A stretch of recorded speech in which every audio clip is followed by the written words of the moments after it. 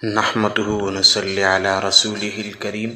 أما بعد فأعوذ بالله من الشيطان الرجيم بسم الله الرحمن الرحيم. وعن عبادة بن الصامت رضي الله تعالى عنه قال قال رسول الله صلى الله عليه وسلم: من شهد أن لا إله إلا الله وحده لا شريك له وأن محمدا عبده ورسوله وأن عيسى عبد الله ورسوله وابن أمته وكلمته ألقاها في مريم وروح منه والجنة حق والنار حق أدخله الله الجنة على ما كان من العمل متفق علیہ. اور عبادہ بن صامت رضی اللہ تعالی عنہ کہتے ہیں کہ رسول اللہ صلی اللہ علیہ وآلہ وسلم نے فرمایا: جو شخص اس بات کی گواہی دے، یعنی زبان سے اقرار کرے اور دل سے سچا جانے کہ اللہ کے سوا کوئی معبود نہیں اور کوئی اس کا شریک نہیں، اور یہ کہ محمد صلی اللہ علیہ وآلہ وسلم بلا شبہ اللہ کے بندے اور اس کے رسول ہیں، اور اس بات کی بھی شہادت دے کہ عیسیٰ علیہ السلام بھی اللہ کے بندے اور رسول اور اللہ کی لونڈی مریم کے بیٹے اور اس کا کلمہ ہے، جس کو اس نے مریم کی جانب ڈالا تھا، اور اللہ کی بھیجی ہوئی روح ہیں، اور یہ کہ جنت و دوزخ حق اور واقعی چیز ہیں، تو اللہ تعالیٰ اسے جنت میں ضرور داخل کرے گا، خواہ اس کے اعمال کیسے ہی ہوں۔ اس حدیث کا حاصل یہ ہے کہ ہمیشہ کی جو نجات ہے، ابدی جو نجات ہے، اس کا دار و مدار ایمان اور عقائد کی اصلاح پر ہے، یعنی ایمان بھی صحیح ہو اور انسان کے عقائد بھی صحیح ہوں، تو تب انسان جو ہے نجات پائے گا۔ اس میں کسی قسم کی کوتاہی جو ہے وہ ناقابل معافی ہے۔ ہاں، اعمال کی کمزوریاں جو ہیں وہ اللہ تعالیٰ کی رحمت سے معاف ہو سکتی ہیں، یعنی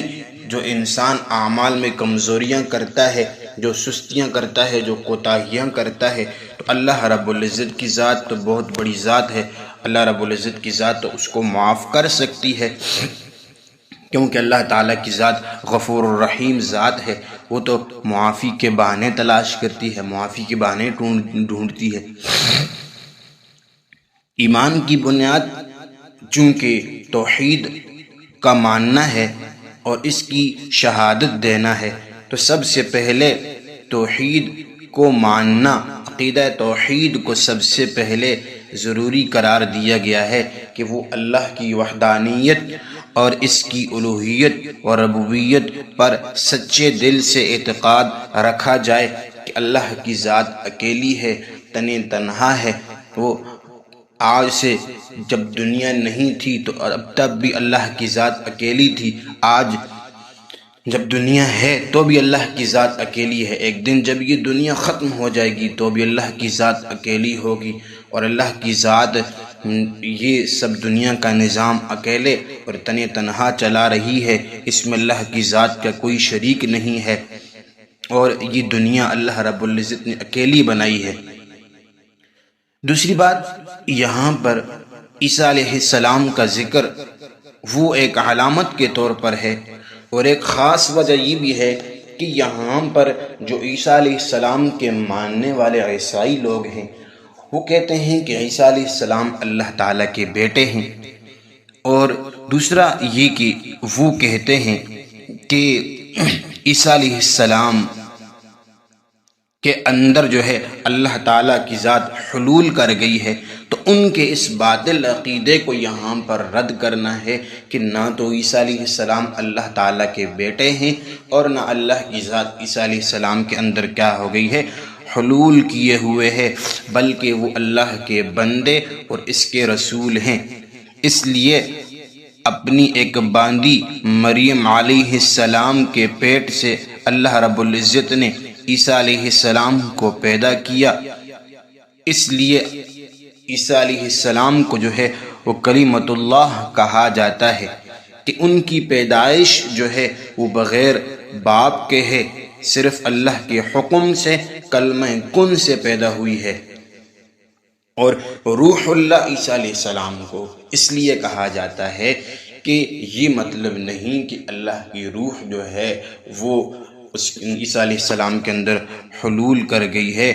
بلکہ اس لیے کہ یہ عیسیٰ علیہ السلام کا لقب ہے کہ آپ اللہ کے حکم سے مردوں کو زندہ کر دیا کرتے تھے اور مٹی کی چڑیاں یعنی پرندے بنا کر ان کے اندر اللہ کے حکم سے روح ڈالتے تھے۔ تو یہ ہے کہ عقیدہ توحید اور رسالت کے بعد تصور آخرت کا عقیدہ بھی بنیادی ہے، یعنی اس سب سے پہلے عقیدہ توحید ہے، اس کے بعد عقیدہ رسالت ہے کہ نبی صلی اللہ علیہ وآلہ وسلم اللہ تعالیٰ کے آخری نبی ہیں، اور اس سے پہلے جو انبیاء ہیں وہ سب انبیاء برحق تھے، ان کی دعوت جو تھی وہ برحق تھی، انہوں نے اپنی امتوں کو اللہ کی طرف بلانے کا کام کیا، دعوت و تبلیغ کا کام کیا۔ تو یہ ہمیں اس بات پر بھی یقین رکھنا چاہیے اور اپنے نبی حضرت محمد صلی اللہ علیہ وآلہ وسلم کی ختم نبوت پر ہمیں یقین رکھنا چاہیے، ہمیں یہ عقیدہ ہونا چاہیے کہ نبی علیہ السلام اللہ تعالیٰ کے آخری نبی ہیں، آپ کے بعد کوئی نبی نہیں آئے گا۔ یہ دو چیزیں ہوگی۔ اب تیسری چیز یہ ہے کہ عقیدہ آخرت، کہ بھئی آخرت بھی، قیامت بھی قائم ہوگی، اس میں حساب و کتاب کا میدان لگے گا، میدان محشر قائم ہوگا، اس میں انسانوں کے اعمال کی ان کو سزا اور جزا دی جائے گی۔ تو یہ بات بھی، اس بات پر بھی ہمارا عقیدہ ہونا چاہیے، اور ان عقائد کو مانتے ہوئے اگر کوئی انسان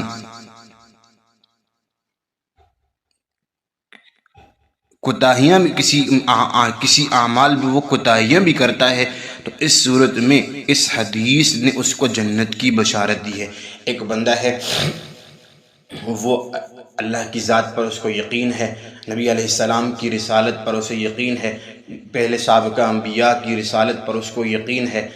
جنت اور دوزخ پر اس کو یقین ہے، اعمال آخرت پر اس کو یقین ہے، لیکن اس کے باوجود وہ اپنے اعمال میں کچھ سستی کرتا ہے، کچھ کمی کوتاہی کرتا ہے، تو یہ جو حدیث ہے، یہ حدیث اس کو جنت کی بشارت دے رہی ہے۔ لیکن جہاں تک مسئلے کا تعلق ہے تو یہ بات طے ہے کہ جو عملی کوتاہیاں اور بدعمالیاں اللہ تعالیٰ کی رحمت سے معاف نہیں ہوں گی، ان پر سزا انسان کو ضرور ملے گی، مگر سزا پوری ہونے کے بعد اس کو جنت میں داخل کر دیا جائے گا۔ لہذا اس حدیث کے اس مفہوم میں لینا چاہیے کہ اگر ان عقائد کے ماننے کے بعد کسی نے اعمال بھی اچھے کیے، شریعت کی پیروی بھی کی، تمام احکام کو پورا بھی کیا، اور شریعت کے خلاف اس نے کوئی کام بھی نہیں کیا، تو اللہ تعالیٰ اس کو بغیر عذاب کے جنت میں داخل کریں گے۔ اور اگر کسی نے ان اعمال کو عقائد کو ماننے کے بعد اعمال اچھے نہیں کیے، شریعت کی پیروی نہیں کی، اللہ اور اس کے رسول کے احکام کی فرمانبرداری نہیں کی، تو وہ اپنے گناہوں کی سزا بھگتے گا۔ بھگتنے کے بعد پھر وہ جنت میں جائے گا، جنت میں ضرور جائے گا، کیونکہ مسلمان جنت میں ضرور جائے گا، یہ بات طے شدہ ہے۔ لیکن اگر وہ مومن ہے تو وہ پہلے جنت میں جائے گا، اگر وہ مومن نہیں ہے، اس نے کچھ کمی کوتاہیاں اپنے اعمال میں کی ہوئی ہیں، تو وہ ان کی سزا بھگت کر ایک نہ ایک دن جنت میں ضرور جائے گا۔ جنت میں ہمیشہ جو رہنا ہے وہ کافر کے لیے ہے، خالدین فیہا، کہ وہ اس میں ہمیشہ رہیں گے، لیکن مسلمان کے لیے یہ ہے کہ اگر وہ کلمہ اسلام پر اس کی موت ہوتی ہے، اس کو ایمان کی موت نصیب ہوتی ہے، تو وہ ایک نہ ایک دن ضرور جنت میں داخل ہوگا۔ اللہ رب العزت ہمیں ایمان کی موت نصیب فرمائے اور ان باتوں پر عمل کرنے کی توفیق عطا فرمائے۔